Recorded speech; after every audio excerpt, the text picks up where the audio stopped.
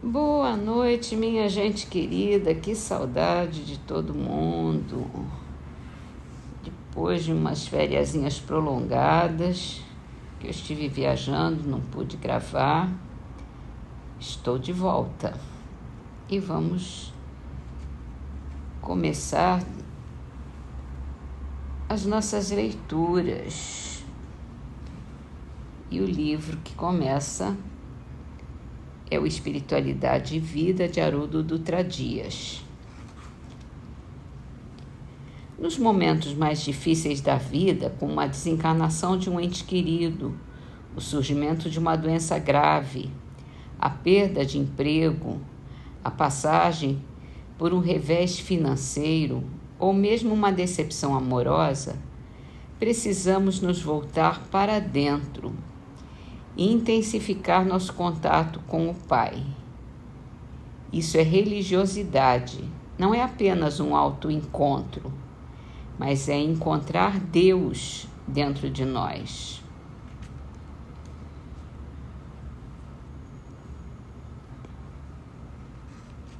Que é a base para a gente se encontrar também, né? A gente precisa se conscientizar, se reconhecer, se encontrar. E isso a gente faz através de Deus. Quando a gente consegue ter a tranquilidade, a paz, a serenidade de sentir a presença de Deus, que é isso que a gente faz nesses nossos momentos de oração, de leituras, é entrar em contato com essa essência divina que existe dentro de nós. Deus está conosco o tempo todo. Nós é que temos dificuldade de reconhecer a presença dele. Nós é que temos dificuldade de entrar em contato com ele. Ele está junto de nós.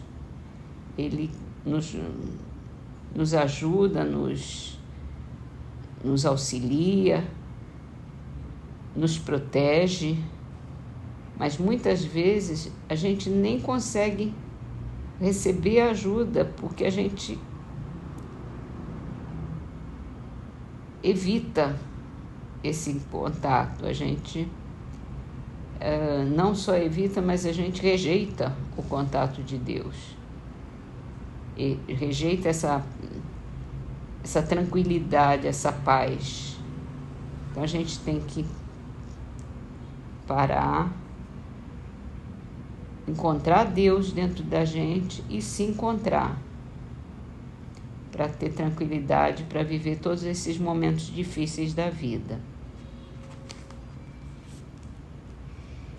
Então vamos para o Livro dos Espíritos e a gente vai começar um novo item dentro do capítulo da intervenção dos espíritos no mundo corporal. Esse item é bastante difícil, que fala dos possessos. É um assunto que, claro que as pessoas têm medo, que nós todos não nos sentimos muita vontade com ele, mas que ele existe. Então vamos à primeira pergunta, onde Kardec pergunta se um espírito pode tomar temporariamente o invólucro corporal de uma pessoa viva, quer dizer, se introduzir num corpo animado e operar em lugar do outro que se acha encarnado nesse corpo. E o Espírito de Verdade diz: o espírito não entra em um corpo como se entra numa casa. Ele se identifica com um espírito encarnado, cujos defeitos e qualidades sejam os mesmos que os seus, a fim de obrar com ele. O encarnado é sempre quem atua, conforme quer, sobre a matéria de que se acha revestido. Um espírito não pode substituir o que está encarnado, por isso que este terá que permanecer ligado ao seu corpo até o termo fixado para a sua existência material.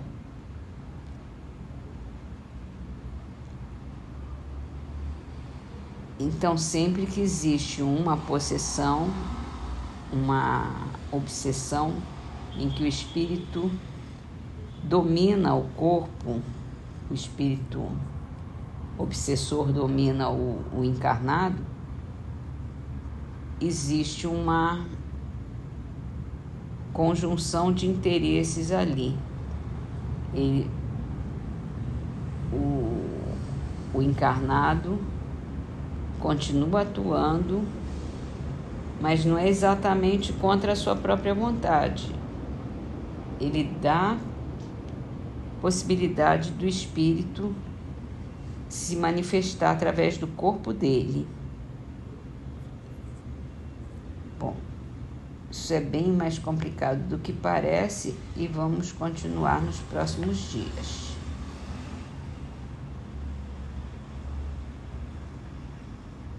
No livro A Gênese, a gente está falando sobre a Gênese mosaica.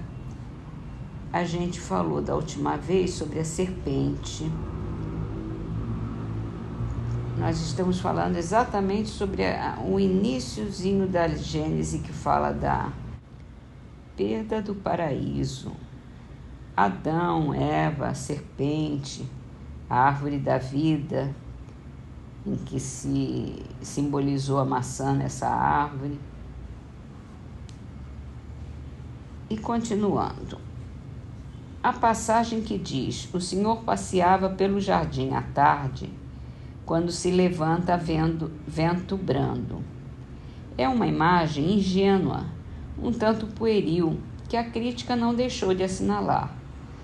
Mas nada tem que surpreenda se nos reportarmos a ideia que os hebreus dos tempos primitivos faziam de Deus, para aquelas inteligências incapazes de conceber abstrações. Deus havia de ter uma forma concreta, e eles tudo referiam à humanidade, como o único ponto que conheciam. Moisés, por isso, lhes falava como para crianças, através de imagens sensíveis. No caso de que se trata, se tem personificada a potência soberana, como os pagãos personificavam em figuras alegóricas as virtudes, os vícios e as ideias abstratas. Mais tarde, os homens despojaram da forma a ideia, do mesmo modo que a criança, quando se torna adulta, procura o sentido moral dos contos com que acalentaram. Deve-se, portanto, considerar essa passagem como uma alegoria, figurando a divindade a vigiar em pessoa os objetos da sua criação. O grande rabino Vogue a traduziu assim: eles ouviram a voz do eterno Deus percorrendo o jardim, do lado de onde vem o dia.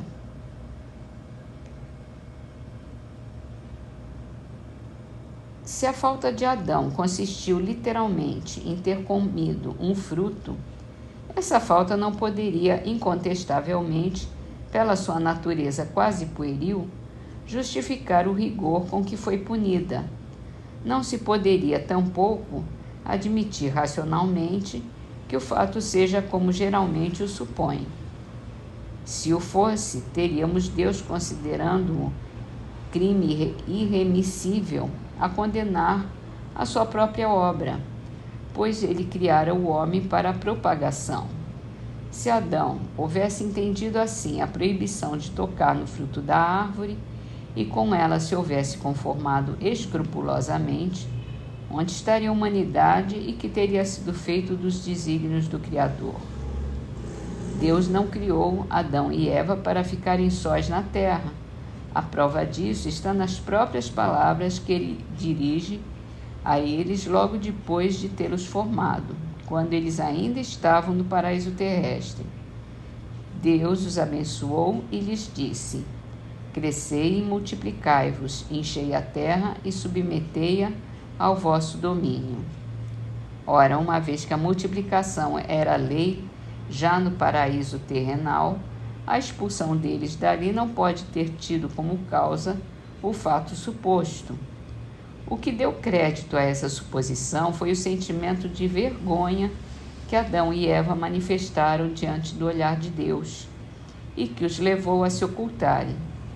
Mas essa própria vergonha é uma figura por comparação. Simboliza a confusão que todo culpado experimenta em presença de quem foi por ele ofendido. Bem interessante, né? Muda todo o nosso conceito da expulsão do paraíso, da perda do paraíso, do fruto do conhecimento, da árvore do conhecimento e dessa vergonha, que não é uma vergonha por estarem nus, mas por serem descobertos. Eles estavam encobertos, eles queriam estar encobertos. Bem interessante, gostei muito dessa ideia. Faz um sentido mais espiritual, né, do paraíso,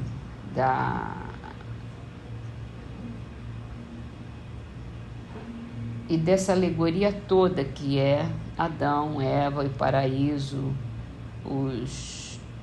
a serpente, a maçã, tudo uma alegoria. Muito bem, e assim vamos terminar nossas leituras. O livro é Orvalho de Luz, psicografado por Chico Xavier. Trovas da Afeição Terrestre, de Lívio Barreto. Se este amor é obsessão, quero amar-te mesmo assim. Prende-me ao teu coração. Não me esqueças, pensa em mim.